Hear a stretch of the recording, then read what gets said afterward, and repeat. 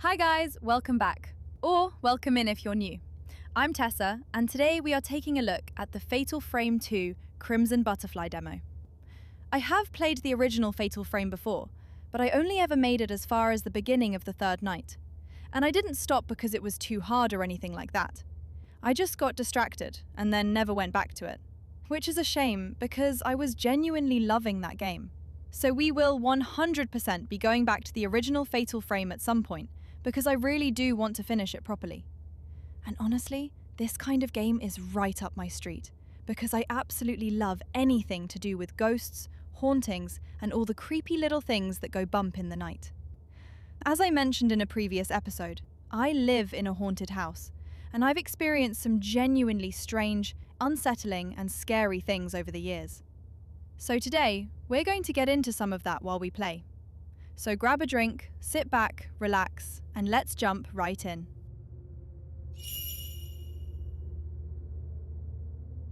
We're going to give this one a go on normal. I have no idea how hard this is going to be, but we're not committing to anything here. We're just taking a quick look, getting a feel for it, and seeing what this game is all about.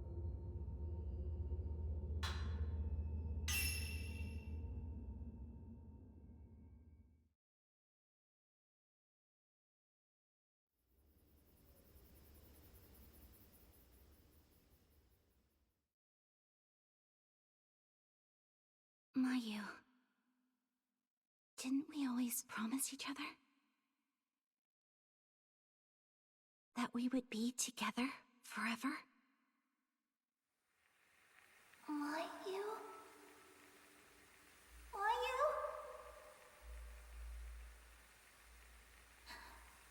I'm sorry. I'm sorry.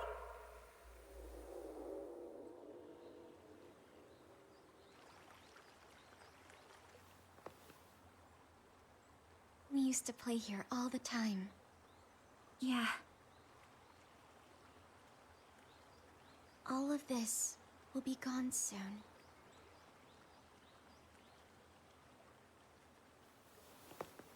How's your leg? Does it hurt? A little. But I'm okay. Hey, Mio. Yeah?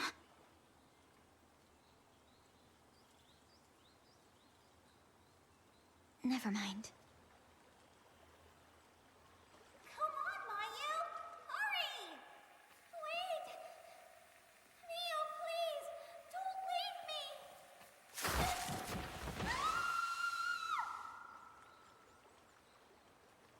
Mayu, about what happened back then.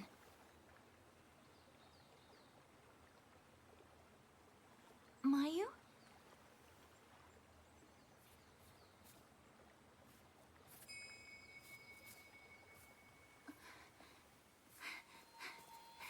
Mayu!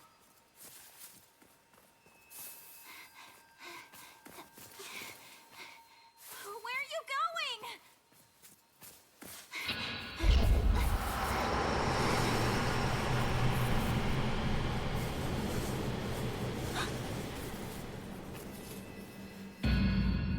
Mayu, stop! Mayu!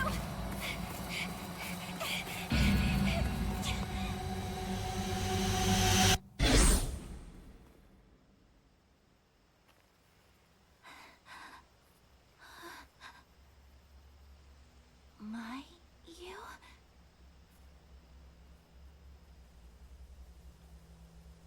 Well, that's a nice creepy little setup, and I love the transition from day to night. If you've ever taken a walk through the woods at night, you'll know the whole place takes on a completely different vibe. During the day, it can feel peaceful and relaxing, but once the light starts fading, the place can give off a very different energy and can be scary as hell if you haven't got your crap together. And it is ridiculously easy to get turned around and lose your bearings. So maybe don't try that one just for fun.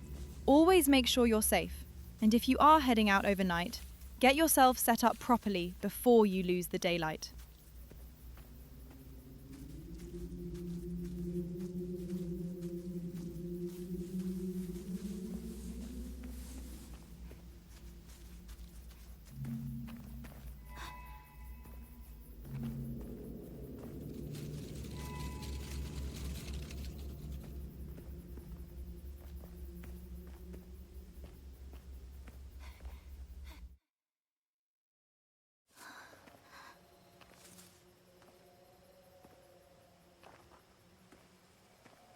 sorry. I'm so sorry.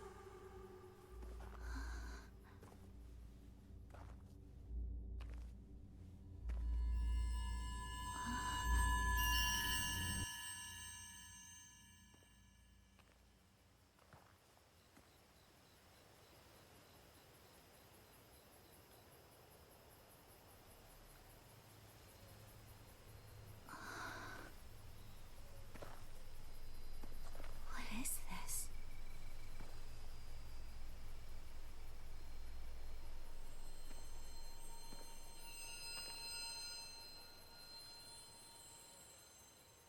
Mayu?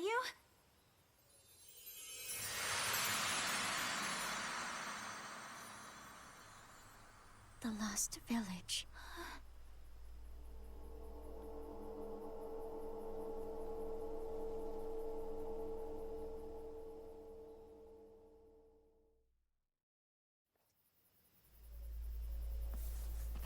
Are we supposed to just drag Mayu around with us? Or is she actually capable of keeping up and staying out of trouble? I've never really been a fan of having to look after an AI-controlled character, because they're usually just a pain in the arse. But hopefully, this won't be one of those experiences, and we can get through it with minimal hassle. So before we get into the spooky stuff, I just want to say that I 100% believe in the paranormal, and all the weird, creepy stories that come with it. If you don't believe in any of that, that's completely fine. But let's not do the whole negative comments and pointless arguments thing, because I'll just put you on mute. Also, anyone pushing their religion on other people won't be tolerated. This is a safe space for people to talk about their paranormal experiences without being mocked, preached at, or shouted down. So feel free to share your own stories in the comments below, or send us an email. Maybe we'll include some of them in a future episode.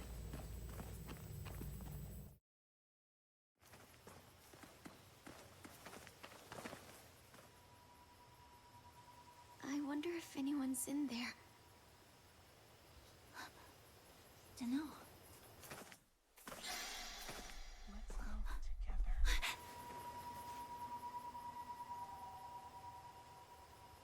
Mia? Coming.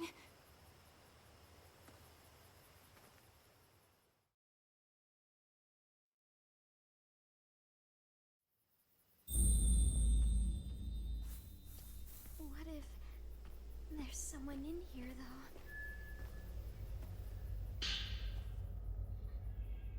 A pair of clipped newspaper articles printed about a year prior concerning search efforts to find Masumi Makimura, a missing geological surveyor. A 26-year-old surveyor by the name of Masumi Makimura has gone missing after being dispatched to conduct work at the construction site of the Minakami Dam. The dam, which has been in the works since last year, is set to submerge parts of the area underwater. Makimura was sent to investigate the impact construction may have on local historical sites and other areas of concern. But the search for missing 26-year-old geographical surveyor Masumi Makimura, which began on the 4th of this month, was officially called off yesterday after turning up no leads. Makimura, who had been missing for 10 days prior to the search's cancellation, was surveying the Minakami Dam construction site.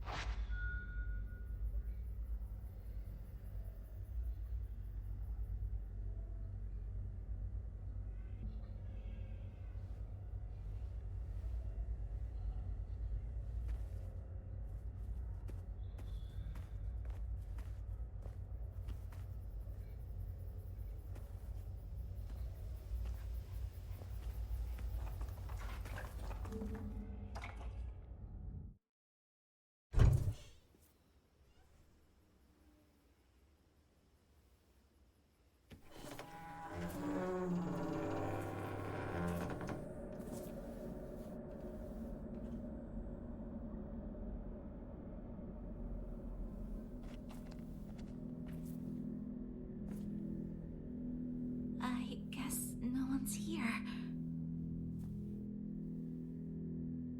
Should we look around? Mayu? Mayu! What's wrong? What?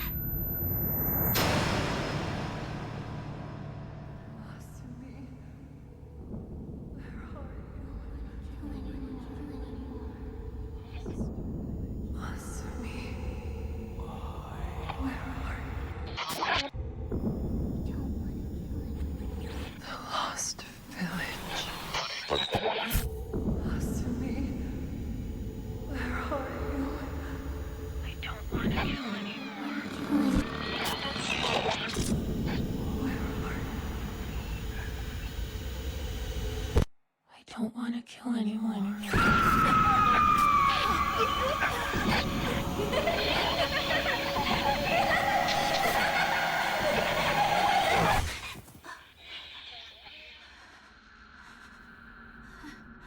What was that? I don't know. I don't know.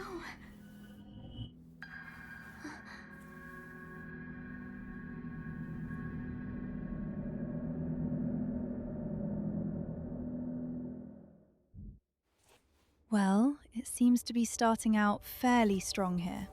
We've got a nice little setup, a genuinely creepy setting, and we've already had a few ghostly encounters. The original version of this game is often said to be the scariest entry in the series, so hopefully this one lives up to that reputation as well. A notebook appearing to belong to a woman who wandered into the Minakami village. This entry talks about the haunting dreams she's seen since entering the village. You'd think I'd be too tense to ever fall asleep in a place like this. But the moment I lose focus, I always seem to pass out. Maybe I'm just that exhausted. In my dreams, I see this darkness encroaching upon the village. I see the massacre. I see vast pools of blood and bodies stacked on top of them. I see a woman in a blood-soaked kimono laughing a deranged laugh. And I see a pair of twins, young girls begging for their lives to be spared. I can still hear that woman's laughter ringing in my ears. I don't want to fall asleep again. I'm too scared.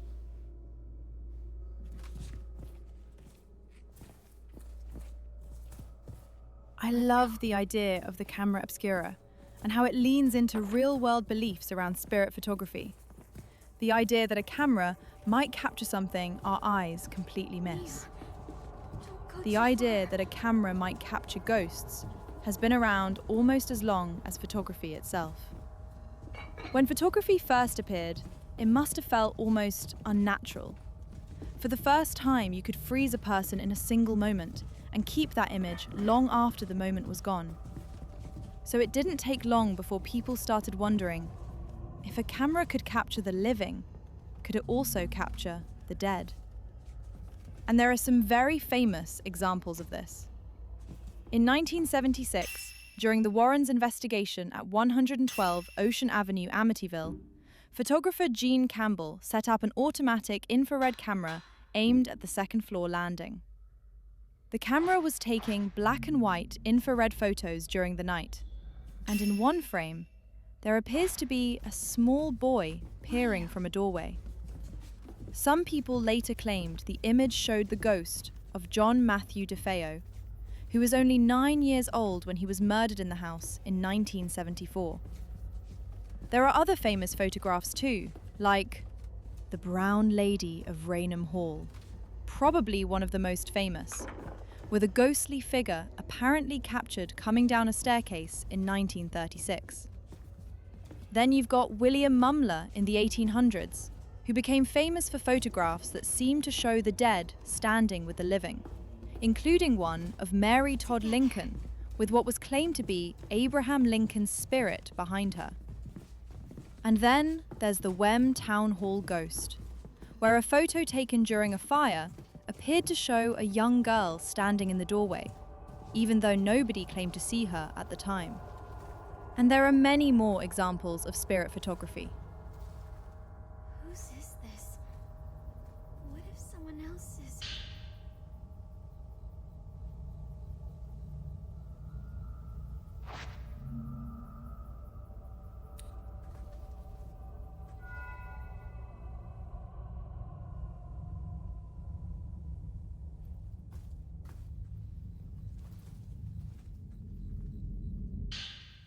A notebook appearing to belong to a woman who wandered into Minakami Village.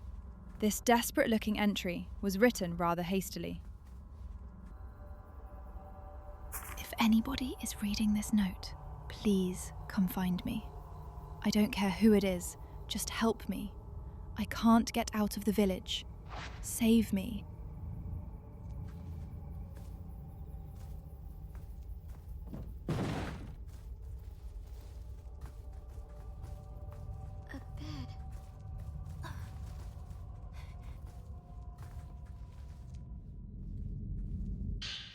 notebook appearing to belong to a woman who wandered into Minakami Village. This entry discusses the story surrounding Minakami Village, which is said to have vanished from maps. I remember hearing stories about a village disappeared from maps. Supposedly, it was because on the day of a big festival a long time ago, tons of people got massacred.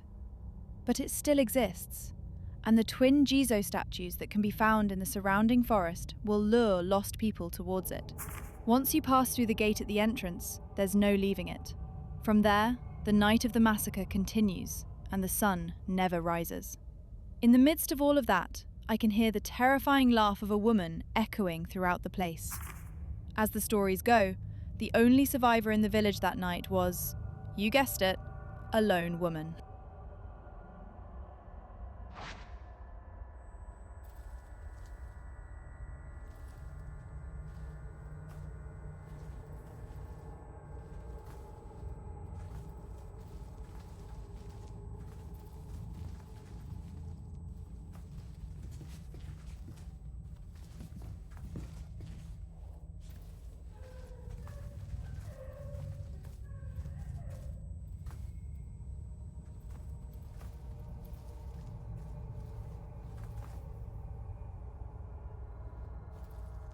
Mayu. Mia.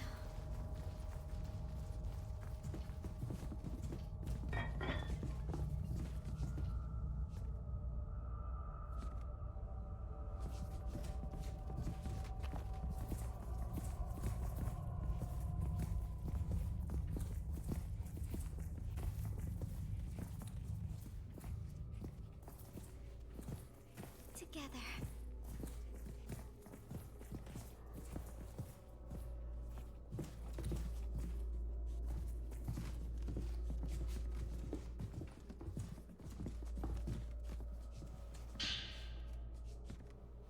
There's a padlock engraved with a Miyoga motif on the door.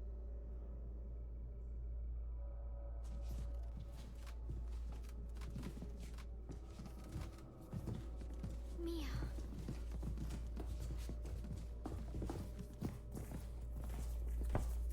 I watch a lot of paranormal content, and I've come across creators talking about haunted episodes. Very far in. Episodes where people watching or listening start experiencing strange activity around them.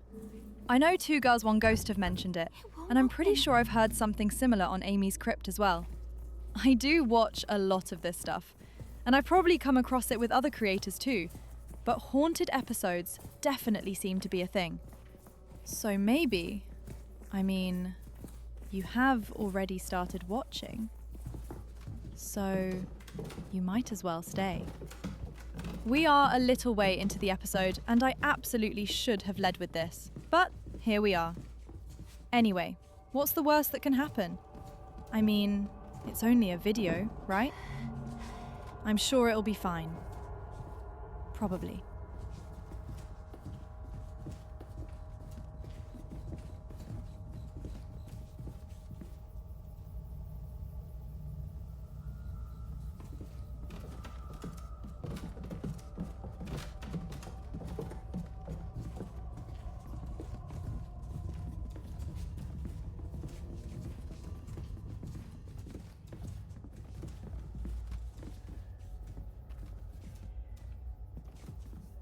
Mia. Look.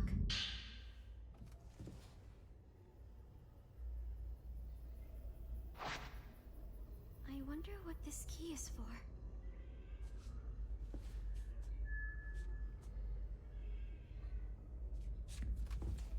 Mayu.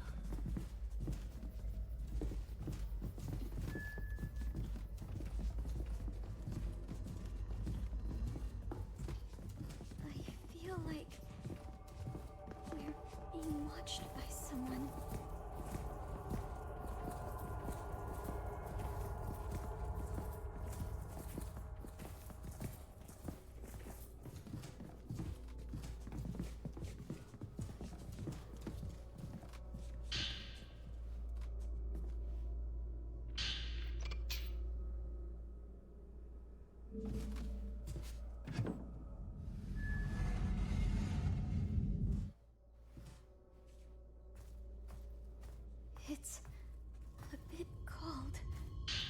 Camera Obscura memo.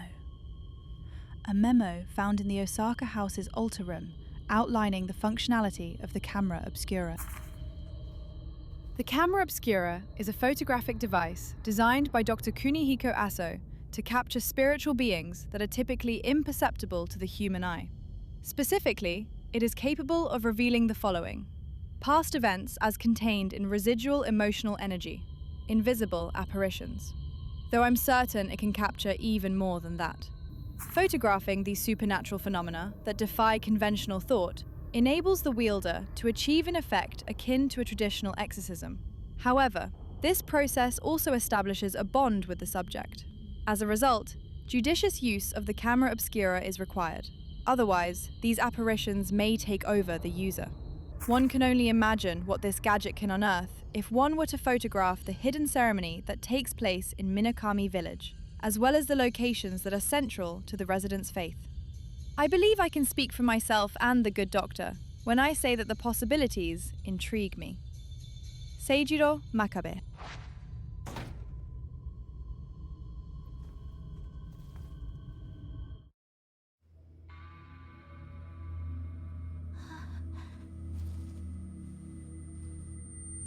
No, don't! This is it, the device that can capture the impossible. The Camera Obscura.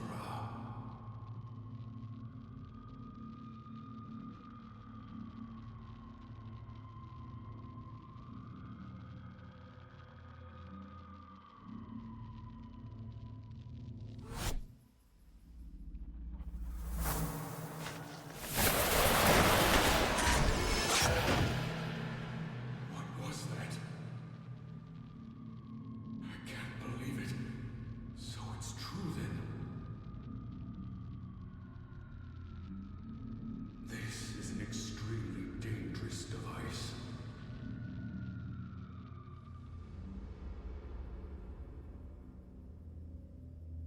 The Camera Obscura. Mio. What is that?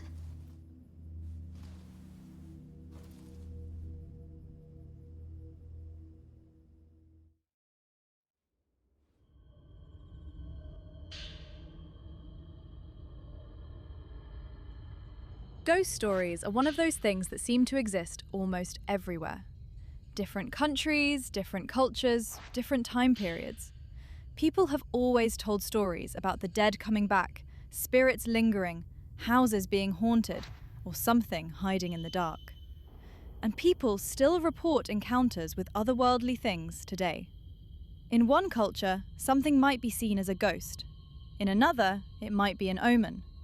Somewhere else, it might be a spirit attached to grief, illness, revenge, or a particular place. You get stories like the Acheri, usually described as the spirit of a young girl, said to live high in the mountains during the day before coming down at dusk. Its presence is feared because it is often connected with illness, death, or a violent end, especially where children are concerned. In Irish folklore, there is the Banshee, a female spirit whose cry is said to warn of death. She is not always described as something that kills. In many stories, she appears as a warning that death is already close. Her wail, sometimes called keening, is said to be heard before someone in a family dies. Some accounts describe her as an old woman, others as young and pale, with long hair and eyes reddened from weeping. And that is a very different kind of haunting. Not a spirit that attacks you in the dark, but one that arrives because something is already on its way. You get figures that appear before tragedy, spirits that follow families, things connected to burial places, roads, rivers, forests, or old houses. And that's where Japanese ghost stories become really interesting, because they often don't just say, "It was a ghost." They have names for what kind of spirit it is, why it might still be here, what emotion holds it in place, what danger it carries. A sorrowful spirit is not the same as a vengeful one. A presence tied to a place is not the same as something returning with anger. In Japanese belief, Death does not always end a person's connection to the living world. A spirit may remain when the emotions surrounding death are powerful enough. Grief, rage, betrayal, jealousy, fear. These spirits are known as yude. A yude is not simply a ghost wandering without purpose. It is a spirit unable or unwilling to move on. In traditional imagery, yude are often shown in white burial clothing with pale skin, long dark hair, and hands hanging loosely from the wrists. Their feet are sometimes absent, separating them from the world of the living. Some are bound by sorrow, some by attachment. Some remain close to a person, a family, or the place where they died. But the most feared are those shaped by anger. These are known as onryo, vengeful spirits. In some stories, an onryo destroys by influence rather than force. Illness, fear, obsession, violence, and repeated misfortune begin to gather around the people or places connected to it. That is what gives these stories their weight. The haunting is not just an appearance in a doorway or a figure at the end of a corridor. It is the continuation of something unresolved.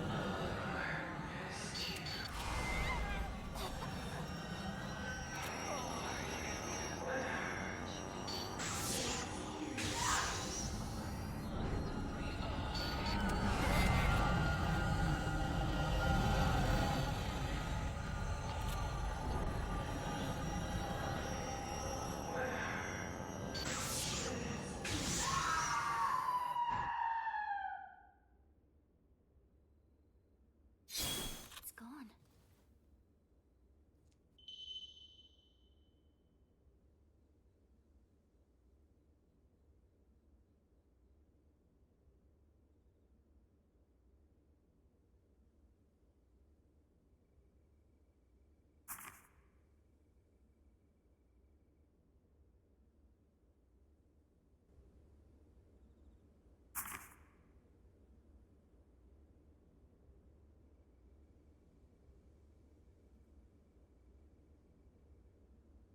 I must have been around 8 or 9 years old when I had my first proper encounter with the paranormal.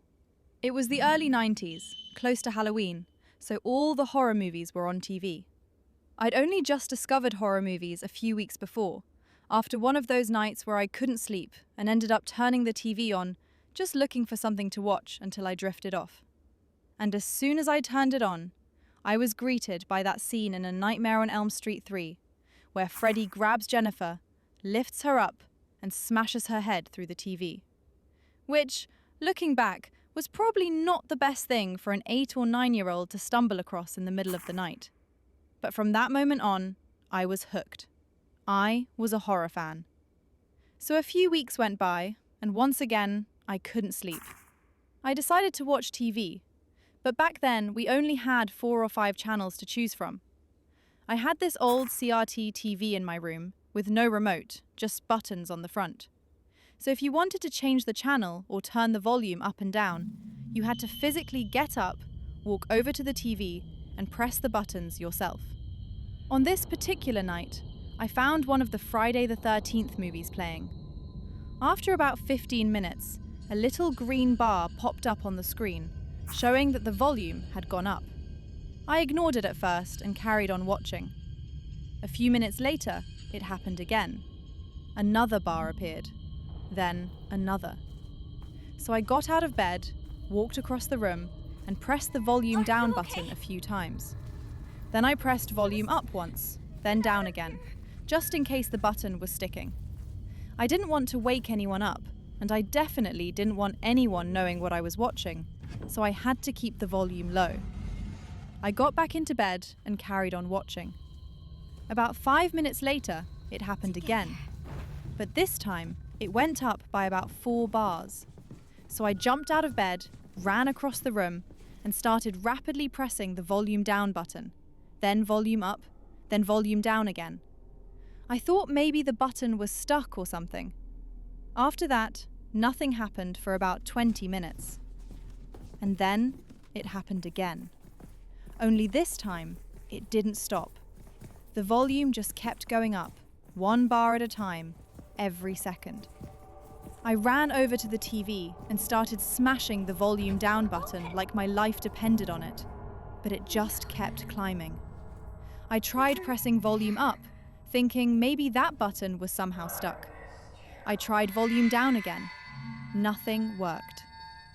And then my parents came crashing into the room, obviously furious, because from their point of view, I was just sitting there in the middle of the night with a horror film blasting out of the TV. They moved me out of the way, pulled the plug out of the wall, told me off, and sent me back to bed. So that was that.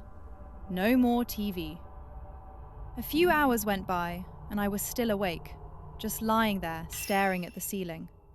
I wasn't daring to turn the TV back on. And then I heard this loud bang, like a door being slammed shut, hard. Then I heard someone on the stairs, slowly coming up, heavy footsteps, stomping, 1 step at a time, and I froze. My bedroom was right next to the stairs, so you could usually tell roughly where someone was just by the sound. And whoever it was, they were about halfway up. I thought it was probably one of my sisters messing about and making noise. So I got out of bed, opened my door, and stepped out into the dark hallway. And at exactly the same time, my dad stepped out of his room. We scared the absolute crap out of each other. We hit the lights and rushed to the top of the stairs. Whoever it was sounded like they were almost at the top. But as soon as we reached the landing and looked down, the noise stopped. And no one was there. We just looked at each other, both of us thinking the same thing. What the hell was that? We checked the house. Everything was locked. Nothing was out of place. And everything was exactly how we'd left it. That was the only time the TV ever did that. So I'm guessing it wasn't a fault with the TV. But the thing on the stairs? That wasn't the only time something happened there. And for me, that was just the start. At the time, I had no idea my parents had experienced a lot of activity in the house as well. They'd even seen full-body apparitions. But we'll save those stories for another time. I now own the house I grew up in, and it is still very active. One of my sisters hates this house because of the things she experienced here. She only ever visits during the day, and she will not go upstairs for any reason. But once it gets dark, there is no way she'll step 1 foot inside this house. And honestly, I don't blame her. A notebook appearing to belong to a woman who wandered into Minakami Village. This entry sees the author lamenting her inability to leave the village. How long have I been in this village now? I have no idea. The sun never rises here. It's always night. I hate the dark now. I can feel it driving me insane. I want to leave.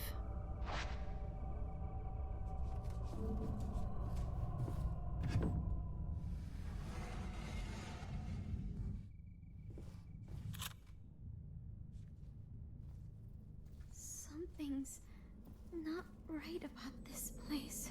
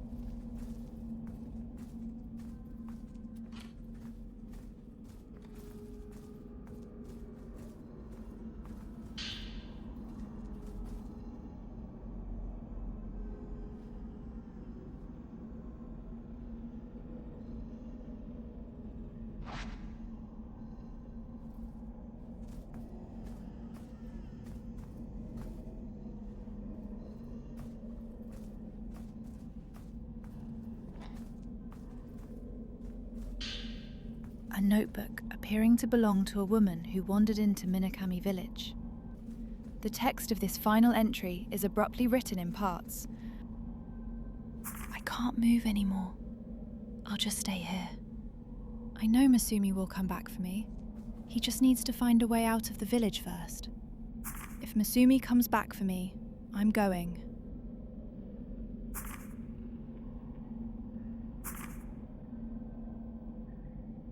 He came back.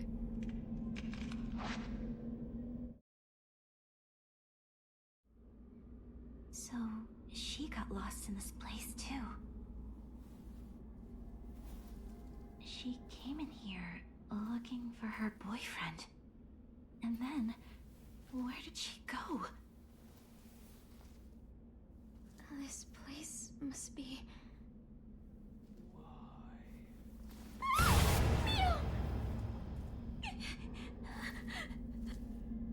My... Why?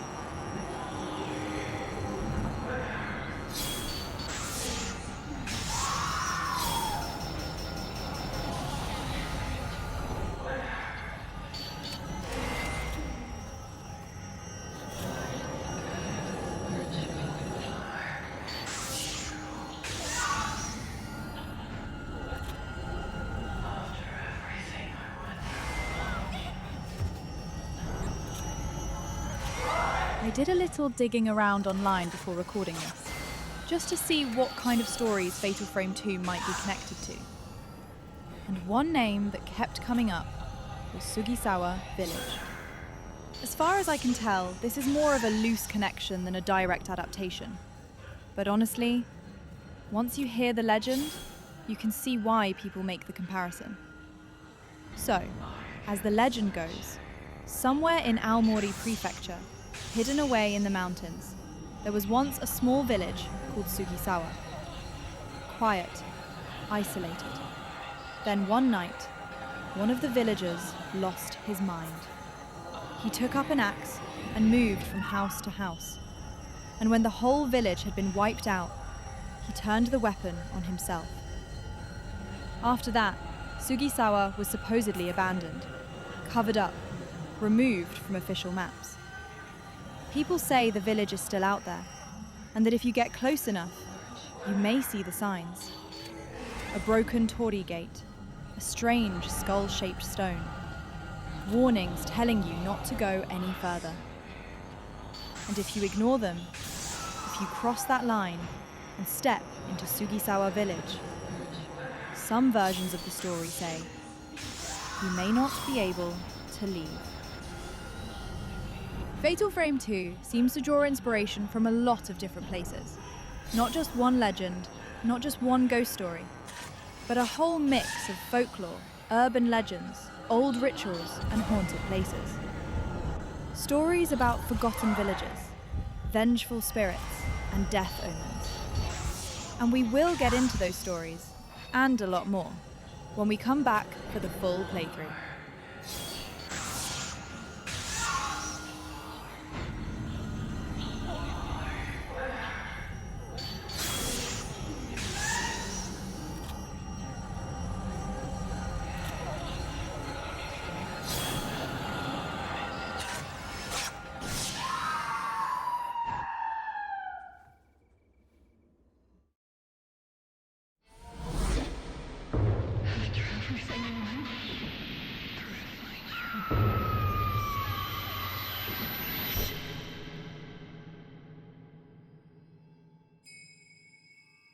Crimson butterfly.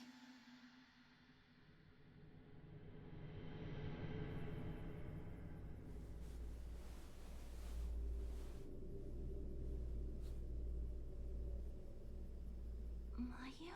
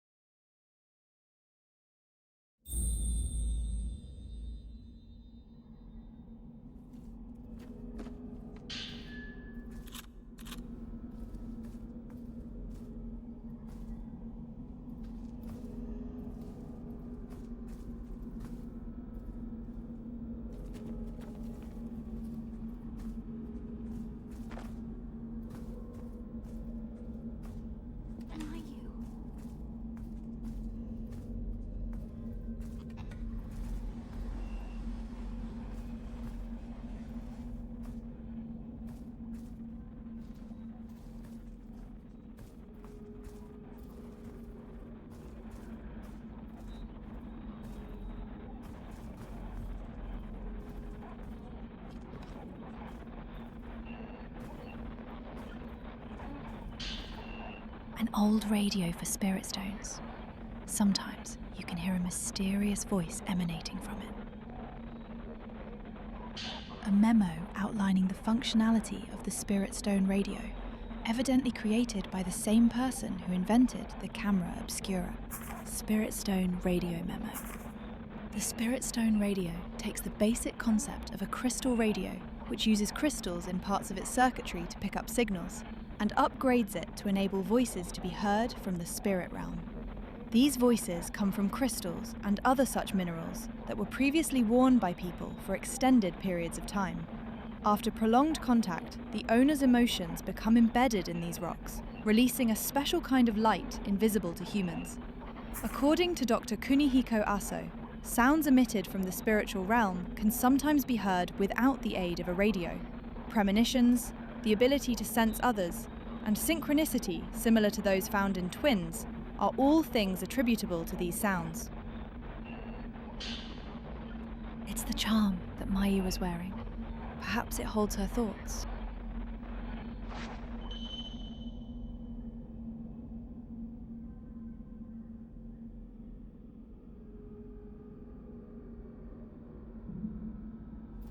This is my sister's.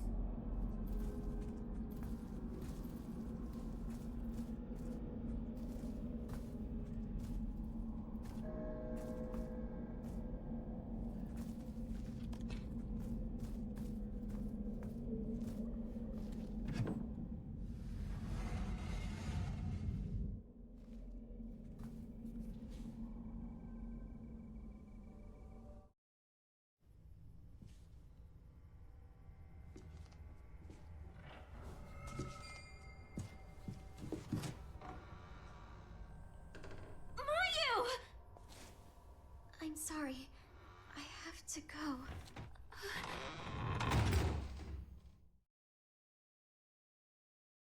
So far, this game looks like it's going to be really good, and I'll definitely be picking it up very soon.